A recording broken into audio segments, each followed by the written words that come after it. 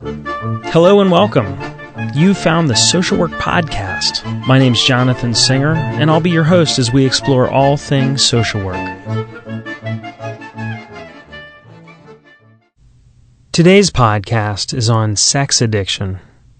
Patrick Carnes, a pioneering researcher in sex addiction, estimates that approximately 15 million people in the United States, that's around 8% of men and 3% of women, are sexually addicted.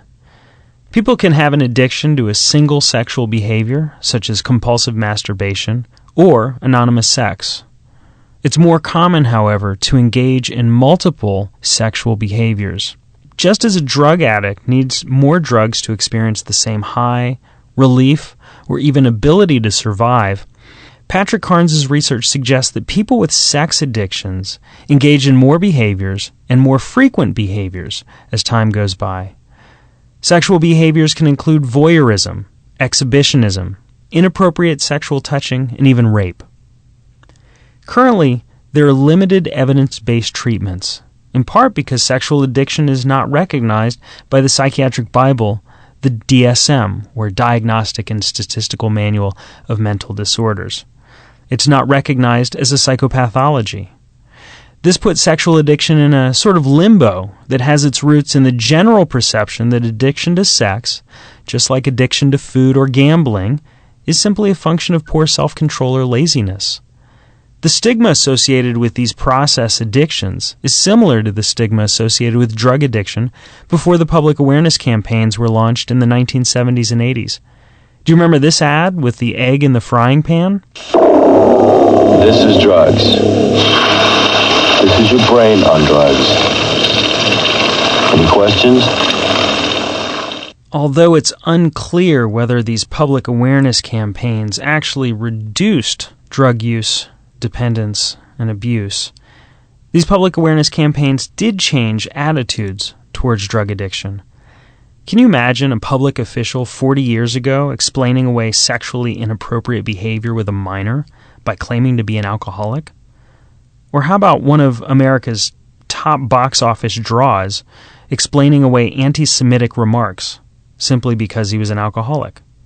It never would have worked. Today, however, Mark Foley, Mel Gibson, and a whole host of others are able to claim alcoholism as an explanation, albeit not an excuse, for their behaviors. There has been no comparable campaign for sex addiction. Perhaps the closest thing to public education has come from the award-winning HBO series 6 Feet Under.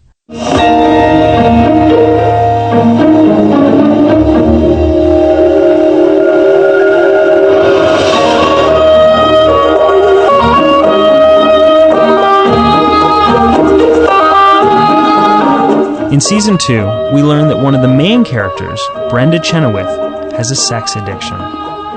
Watching Brenda destroy her relationship with her fiancé Nate through a series of physically and emotionally damaging sexual encounters brought to life one of the defining characteristics of sexual addiction, engaging in persistent and escalating patterns of sexual behavior despite increasingly negative consequences to self and others.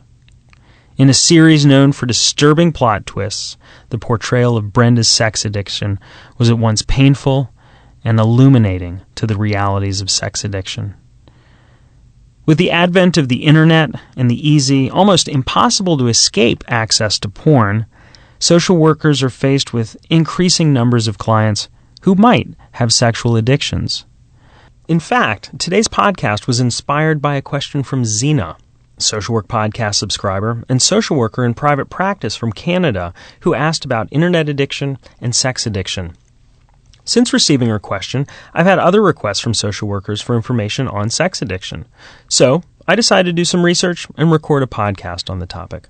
Now, during my research, I came across a 2001 study by Jennifer Schneider, in which she surveyed people who had completed treatment for online sexual addiction. She asked what problems they had had with their therapists. The most commonly reported problem was that clinicians did not seem to understand the power of the addiction. Other issues were that the therapist was not sufficiently educated about sexual acting out activities. The therapist failed to make it a priority for clients to stop self-destructive or illegal sexual behaviors. And finally, therapists failed to consider the effects of the betrayal on the partner. Well, I thought this was pretty interesting, but I had a lot of questions about what sex addiction treatment actually looked like, so I decided to do an interview. And although my goal is always to provide information from and by social workers, I couldn't pass up an interview with today's guest. In today's podcast on sex addiction, I talked with Chris Wolf, a licensed marriage and family therapist and a certified sex addiction counselor. She received her master's in counseling psychology from the University of Pennsylvania and trained with pioneering sex addictions researcher Patrick Carnes. She currently works at Gateway Rehabilitation Center in Pittsburgh, Pennsylvania, and has a private practice where she works with primarily couples dealing with sex addiction. Our interview covered a broad range of topics, including how sex addiction is similar to and different from substance use addiction, common characteristics of sexually addicted clients, basic skills and competencies clinicians need when working with sexually addicted clients, and some resources for further studying or learning. Now, as with the podcast with Jody Bechtold on pathological gambling, this interview is intended to be an overview and introduction to the topic of sexual addiction. It's not intended to be used as a substitute for supervision or clinical training. For more information on sex addiction, including information on self-diagnosis, clinical issues, and links to research, please visit the Social Work Podcast website at socialworkpodcast.com. And now, on to the interview. What is a sex addiction? For example, how do you know when your client has a sexual addiction? Well, addiction in general is about compulsivity, continuation despite consequences, and obsession. Sex addiction is about the loss of the ability to choose freely whether to stop or continue behavior. It's an out of control. Addiction means loss of control. And sex addiction, it would be a sexual activity of some kind, or preoccupation or obsession. Now, since sex addiction is not a DSM diagnosis, how do you bill for it? It has to be diagnosed under the heading of impulse control or OCD, obsessive compulsive disorder, or sometimes it's under depression or anxiety disorder. How is sex addiction different from and similar to substance use addiction? Well, there's a lot of similarities, so let's start with the differences. Sex addiction involves the brain. They all involve the brain, really, but sex addiction, they are creating the substance through the arousal template and through their fantasies or sexual activities. And so they can't just walk away from the drug and be away from it. They carry it with them. There's often a secret life, and they use all three neural pathways in the brain, where some other addictions use one or another, but sex addiction uses all three. And usually there's other addictions. There's often trauma as the basis, or oftentimes sexual abuse as the basis for a large percentage of people who have a sexual addiction. So you have similar things that you have with an adult child of an alcoholic that's also a drug addict or an alcoholic. Once they stop using the drug or the alcohol, you have all this trauma to deal with, where you'd really like them to just stabilize before you have to deal with that. And the same is true with sex addiction. It's not that easy to compartmentalize or just say, well, we'll wait a year with that. I assume that the treatment process for sex addiction is similar to treating other types of addiction. For example, there's a lot of challenging, breaking through denial, understanding the client's readiness and willingness to change. I also assume that there's some unique features of treating sex addictions. Could you talk about some of those? Well, the one I just mentioned about the trauma and abuse issues that are underlying. So since addiction is a way to medicate, and you take away that medication, you oftentimes have to deal with those issues immediately. Or else those issues will come back up and perhaps trigger your patient? I would say the triggers are very intense. For example, I had a patient, and it's not unusual to describe that he could not watch television, he could not read a newspaper, he could not open a magazine, he could not go to a movie it was just all around him, as you know, in our society. And when he got triggered, it would send him on a binge that could last for several weeks. And that's how the addictive cycle works for sex addiction. The unmanageability of that, they continue to go until they crash, just like with drugs. And then they have so much shame that they feel the need to go act out again to medicate the shame. Well, I also know that sex addiction is very similar to gambling addiction in that it's a process addiction, since it doesn't require any external substance. So, what do you mean when you say there are triggers? What would be an example of a trigger? Visual, because oftentimes people get aroused by an image. Oh, summers are very difficult for sex addicts, where women are walking around in shorts and halter tops. So what are some of the other approaches for treating sex addiction, perhaps that might be different than for treating other types of addictions? One of the things is there aren't as many meetings. There may be 4 or 5 meetings in the whole city where drug and alcohol addicts can find one wherever they need to be, morning, noon, or night, 7 days a week. So what are those meetings? There's SA for married people. You have to be in a committed heterosexual relationship to be in SA. So there's SLA for Sex and Love Addicts Anonymous and SAA, Sex Addicts Anonymous, which have little different requirements. Are those meetings available across the country? It's getting so that they are, pretty much, though there aren't as many meetings. We're also talking about little support group for spouses. There aren't any. We're trying to get some started. That sounds like a really valuable service. Does it have a name? COSA. COSA. So what does that stand for? Co-sex addiction. The spouses need to be brought into the treatment, and early, and that's different. Well, we'd like that with all addictions, but with this, because of the trauma and the shame that it triggers in the spouse, it really is very helpful if we can get the spouse involved right away, and therefore get them involved in their own recovery.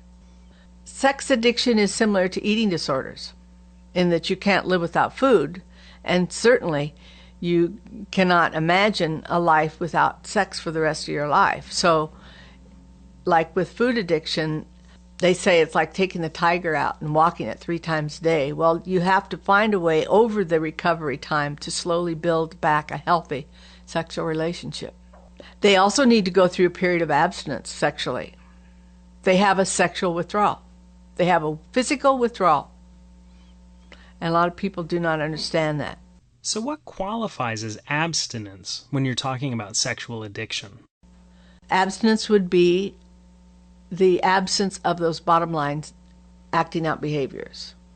The period is 60 days. No sex whatsoever. And so that would include solitary activities such as masturbation or looking at porn. Right. Anything. Because if you ask, well, where does this take you?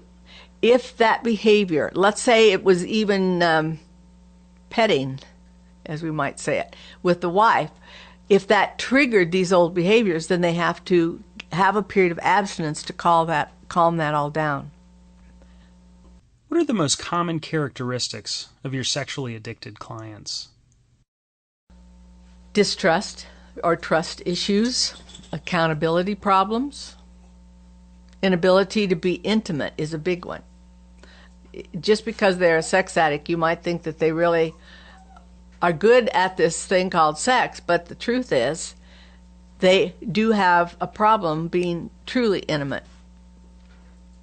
Family issues are usually at the core, family of origin issues. Oftentimes abuse is an early factor. They may be attached to persons that they don't know, aren't looking out for their best interest. So boundary issues, trauma issues, abandonment, or at least a perceived loss is oftentimes some of the issues that are in all addicts. As far as their personalities, there is no image that fits all. There's no personality type that fits all. But a lot of shame, secret life, isolation. They oftentimes come from rigid or disengaged families where there was a lot of extreme control and then the need to assert yourself independently against that and creating a secret life. And that rigidity, oftentimes, addiction is a way to try to manage the chaos. Chris, as you're talking, it seems pretty clear that people with sexual addictions are as multifaceted as just about anyone else that we might see in therapy. What's the first thing a clinician should do when a person with an acknowledged sex addiction comes through the door? I think the very first thing is that you should not see a sex addict if you don't feel comfortable.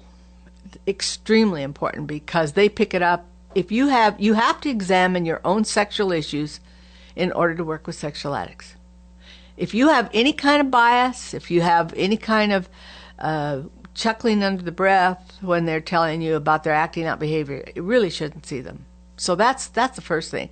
Second thing is that you need to assure them of what training you have and background, and that you are comfortable with whatever they need to say. So, of course, like in any other therapeutic endeavor, you have to form an alliance. But the fact that they're coming in with such shame, you have to start with that, I believe.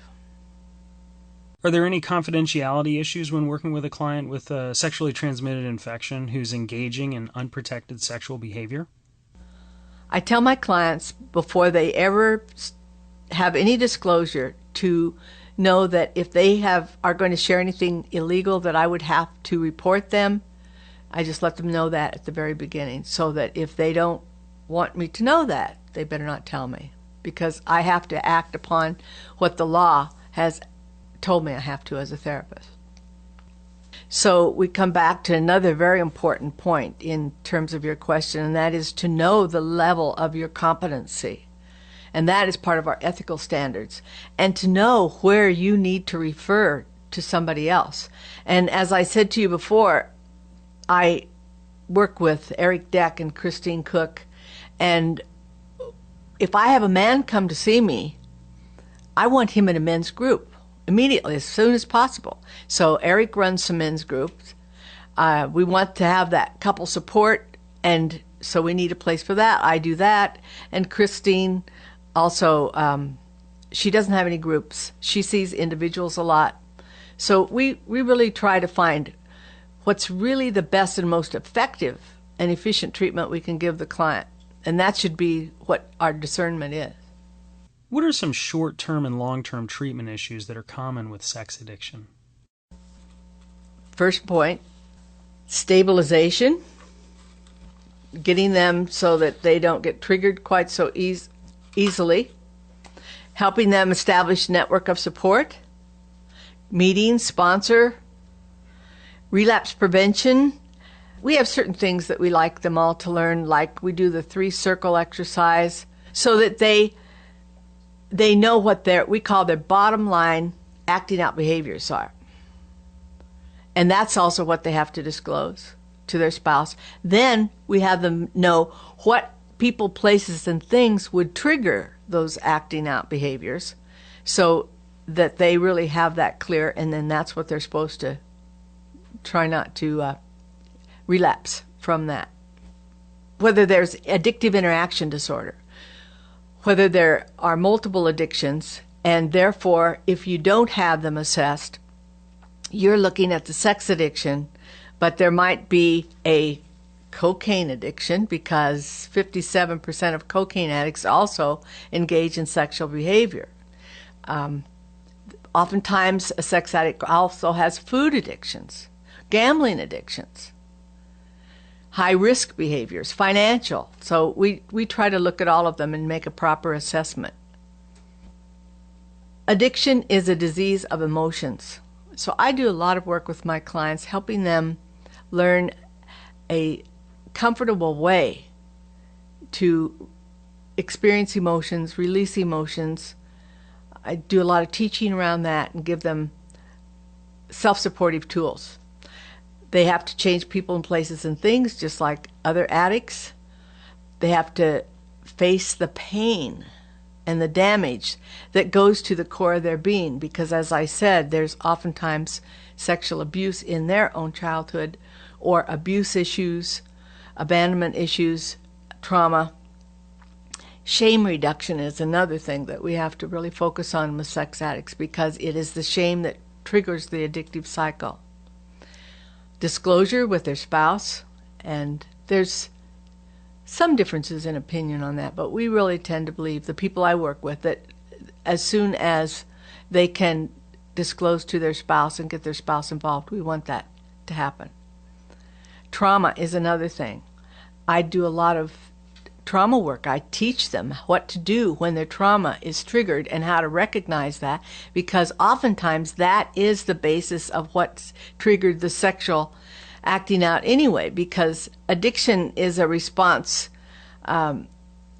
It's a repressive mechanism. It's to try to medicate, to alter the state of mood, to escape, but to escape what? So we have to deal with those core issues as part of their therapy. Intimacy issues is another big thing, because addicts, sexual addicts, do not even know what real intimacy is. And so over the period of years, that's what we teach them. Trauma bonds are different than trauma. It's when they can't stop behavior, when they actually speed up in that behavior, there's evidence then of a trauma bond that we need to deal with. That behavior they speed up with is stacked against a moral code that they have that says they don't want to be doing it, but they can't stop. Long-term goals are to learn how to manage their anxiety by teaching them self-supportive tools, to teach them how to manage reactivity, and some of the things that I just said previously are for that.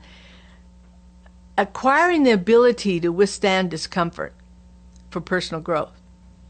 And the 12 steps oftentimes is a good tool for them to hang on during a crisis and work through something in that regard.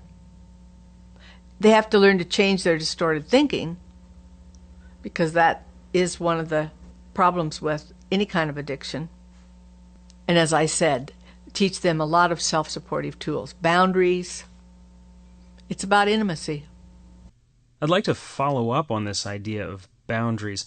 You've mentioned that people with sexual addictions cross boundaries when they act out in sexually inappropriate ways, for example, extramarital affairs.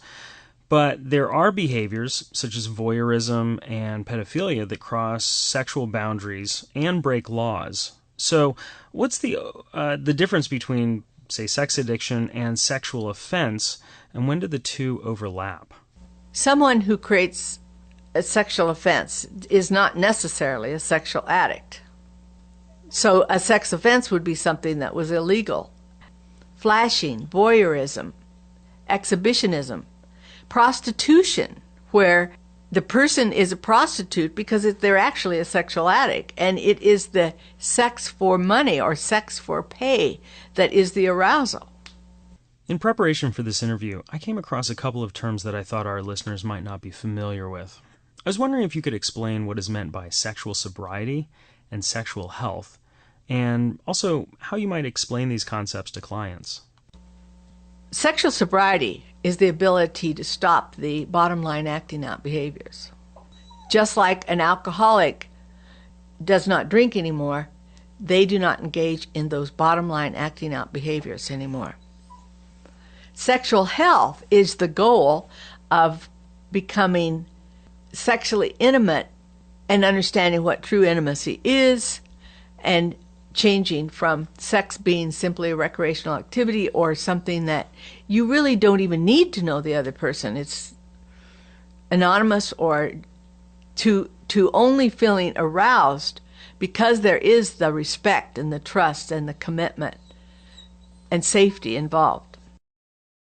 In drug and alcohol treatment, clients are often asked to go to 90 meetings in 90 days. Is there a similar expectation when treating sexual addictions? We would certainly like the 90 meetings in 90 days, but there aren't the 90 meetings. So we ask them to go to at least 3 to 5 meetings per week to get a sponsor. In fact, we ask that they get 3 sponsors. Really? Why 3 sponsors? Because they need someone to call. And if that one sponsor isn't available, they need to develop a we of people that are in the program that they can call when they feel like acting out and talk to. Sadly to say, there are not a lot of people in the programs that have a lot of years of sobriety. And those that do get asked to be a sponsor by a lot of people.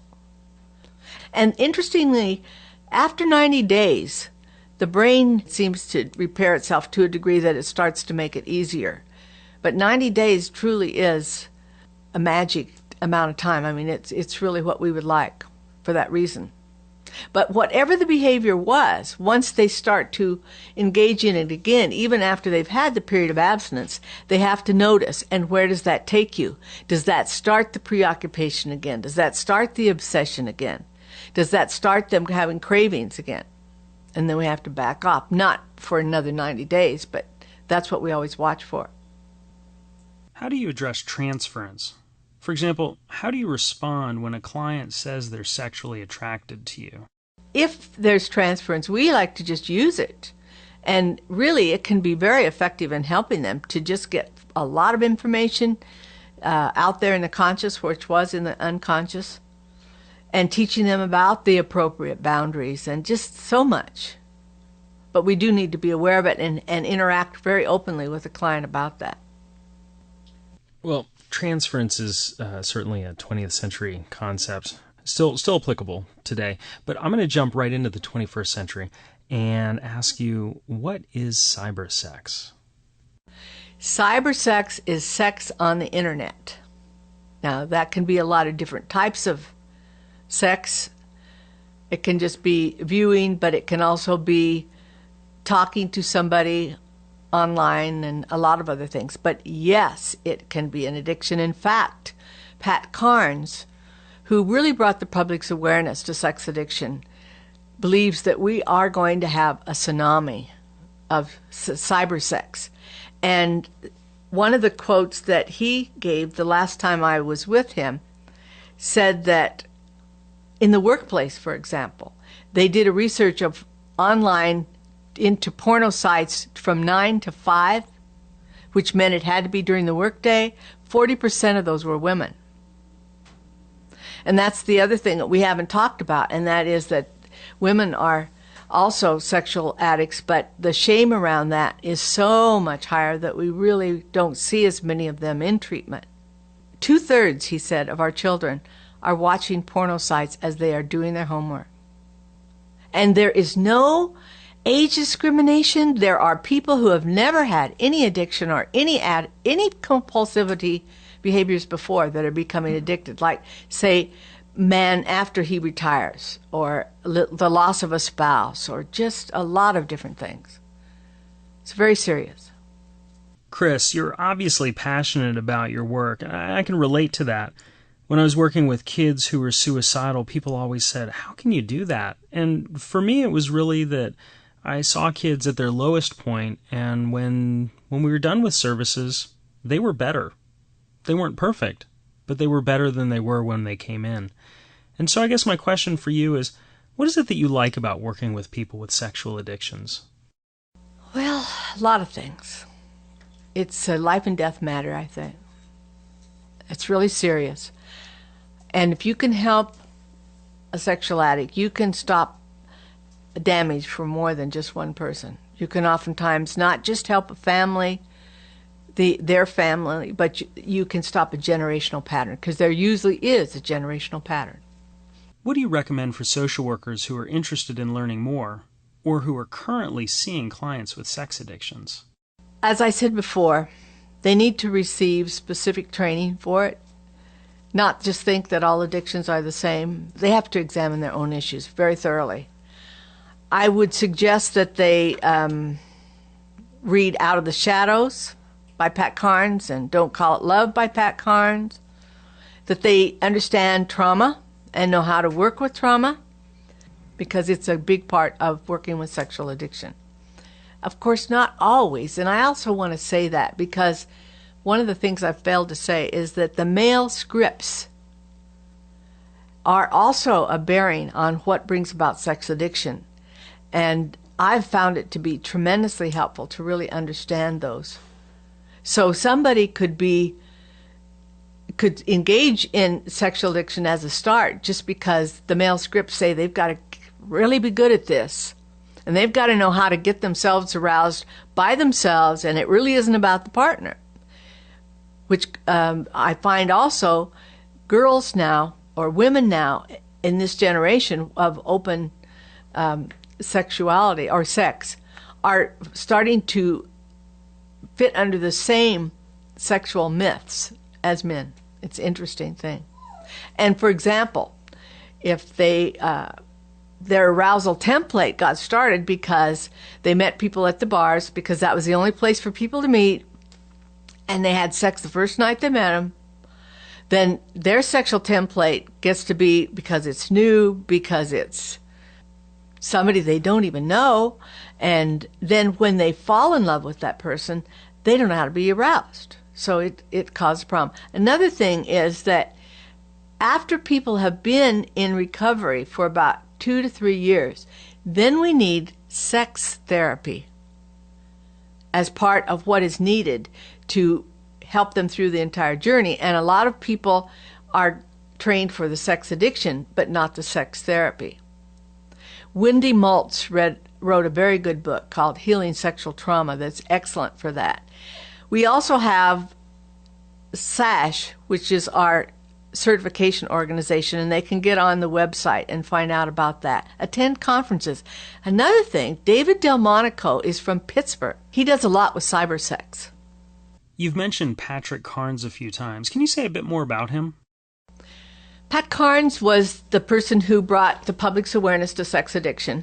He wrote a book called Sex Addiction. It was a green book with the word sex addiction on the front. And when I was at Gateway Rehabilitation Center, people would come to me maybe the last day or the last week and put a little note on my door that they had a sexual problem. They were a sex addict. I would give them that book, and they would have to put a brown manila paper around this book. So he renamed it Out of the Shadows. And he's an excellent author, he's a researchist, and a good clinician. So all three of those. So he's a wonderful source. Well, Chris, thanks so much for being on the podcast today and for sharing your clinical wisdom about the treatment of people with sexual addictions. Thank you. Appreciate being with you. Hope it's helpful. So, I'm Jonathan Singer. Thanks for being with me today for this episode of the Social Work Podcast. If you missed an episode, visit our website at socialworkpodcast.com. If you have suggestions for future podcasts, please email me at jonathan@socialworkpodcast.com. And to all the social workers out there, keep up the good work. We'll see you back here next time at the Social Work Podcast.